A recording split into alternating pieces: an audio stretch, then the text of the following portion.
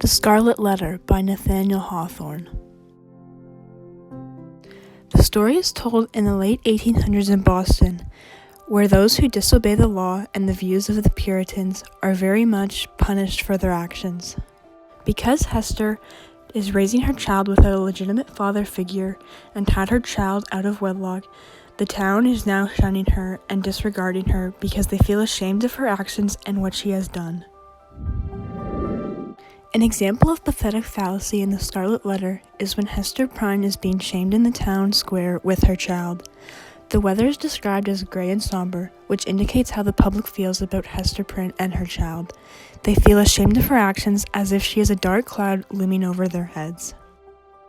A recurring theme in the Scarlet Letter is values and boundaries. When Hester has to make a difficult decision if she wants her child to live with Mr. Dimmesdale and the law and be put in foster care, or if she should raise her in prison.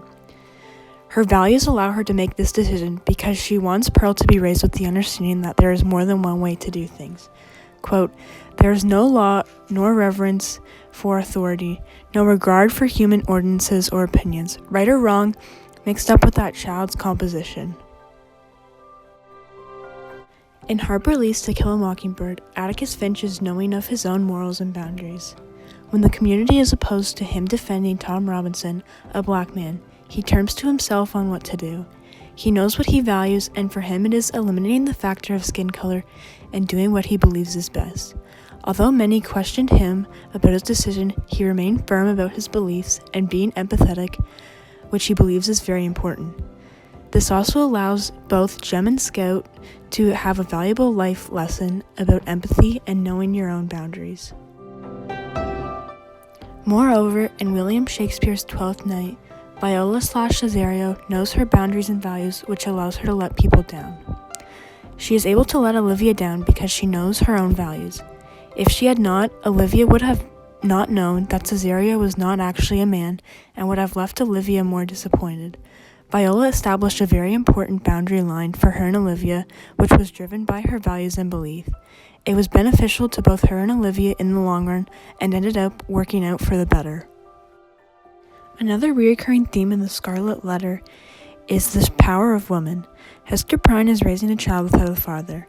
Contrary to the town's belief that a man is needed to raise a child and that a woman could not do it on her own, she is out to prove them wrong by showing Mr. Dimmesdale and Roger Chillingworth that women are capable of raising children by themselves. Similar to how in Harper Lee's To Kill a Mockingbird, Scout is out to prove to Aunt Alexandra that she does not need to dress a certain way to be a girl. Alexandra believes that Scout should be more ladylike and start dressing like a proper girl. Quote, "Aunt Alexandra was fanatical on the subject of my attire. I could not possibly hope to be a lady if I wore breeches. When I said I could do nothing in a dress, she said I wasn't supposed to be doing anything that requires pants." Scout wants to be an independent person and do what she wants to, as opposed to what is expected of her as a woman. An important event in the Scarlet Letter is when Hester is being publicly shamed. It is important because it's the first time that the readers understand the conflict and the first time that the audience is introduced to Roger Chillingworth, who plays a key role in the developing character of both Hester and Pearl. This conflict is the main part of the novel because it is the first time that the reader understands the Puritan ways of the town at the time and understands why Hester is in so much trouble.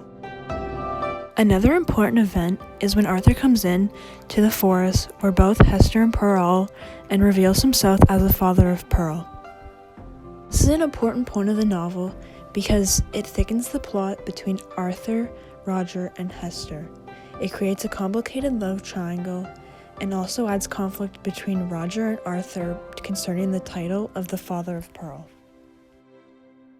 There's a character foil between Roger Chillingworth and Hester Prynne.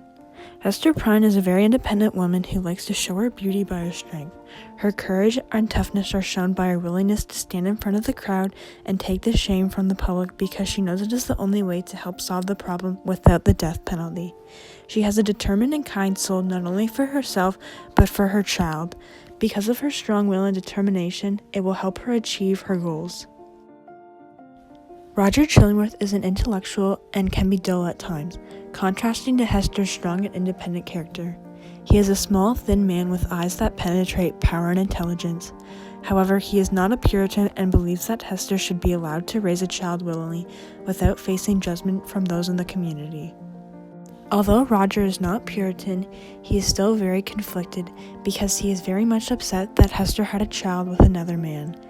Instead of seeking empathy for Hester, he decides to take revenge against her because he is mad and upset. A symbol in Nathaniel Hawthorne's The Scarlet Letter is the rose bush. When Hester exits the cold and rigid prison walls, one of the first things she notices is a rose bush growing off the wall. Although it is a dark time for Hester, seeing the rosebush is like seeing the light in a dark tunnel for Hester. It gives her a glimmer of hope despite her situation. It symbolizes that the glass does not have to be half empty, but it could be half full. Even though it is small, some hope is better than no hope. What is remarkable about Hester is that she makes the best out of a situation because the ability to do that is not one that comes easily.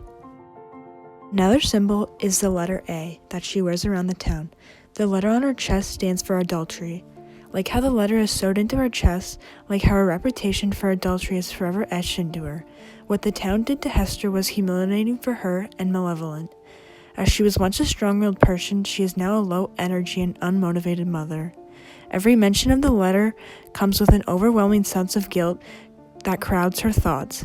She is inevitably ashamed of her actions, but seeing the red letter only reminds her of what she has done. The letter represents the past and guilt. The past is something that you always carry with you, and sometimes that means guilt as well. An important motif in Nathaniel Hawthorne's The Scarlet Letter is the sin motif. Hester commits what is considered to be a sin by having quote-unquote jeopardy with someone other than her husband. For the town people, what she has done is almost unforgivable. Quote, "Else she would surely have heard of Mistress Hester Prynne and her evil doings. She hath raised a great scandal, I promise you, in godly Master Dimmesdale's church." Likewise, in Harper Lee's To Kill a Mockingbird, Jem and Scout Finch learn what sins are. When Atticus tells Jem and Scout that it is a sin to kill a mockingbird, Miss Maudie has a competent answer for them. She tells them it is because they are harmless, and they provide sweet music for those nearby. Quote, "Mockingbirds don't do one thing but make music for us to enjoy. They don't eat up people's gardens, don't nest in corn cribs. They don't do one thing but sing their hearts out for us. That's why it's a sin to kill a mockingbird." An important tension in The Scarlet Letter is individual versus society. Hester is all alone to raise her child as she faces backlash from society. The society is completely against her having a child out of wedlock, but Hester chooses to protest all by herself.